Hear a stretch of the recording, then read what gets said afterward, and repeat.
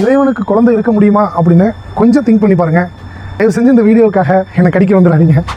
கிபி 1012 இமாம் பாக்கிலானி அப்படிங்கிற ஒருத்தர் ரோம சாம்ராஜ்யத்தில் இருக்கக்கூடிய கிறிஸ்தவ அறிஞர்கள் கூட ஒரு விவாதம் பண்ண போயிருக்கிறார். பல கிறிஸ்தவ அறிஞர்கள் இருந்த சபைக்கு ஒத்தையாக போன இமாம் பாக்கிலானி அங்கே இருக்கிற ஒரு துறவியை பார்த்து உங்கள் பிள்ளை குட்டிங்கன்னா எப்படி இருக்கிறாங்க அப்படின்னு கேட்டிருக்கிறார். இறைவனுக்காக ஊழியம் செய்கிற ஒரு கிறிஸ்தவ துறவியை பார்த்து உனக்கு குழந்தை இருக்கான்னு கேட்குறியே அப்படின்னு அங்கே இருக்கிறவங்கலாம் பயங்கரமாக டென்ஷன் ஆகிருக்கிறாங்க.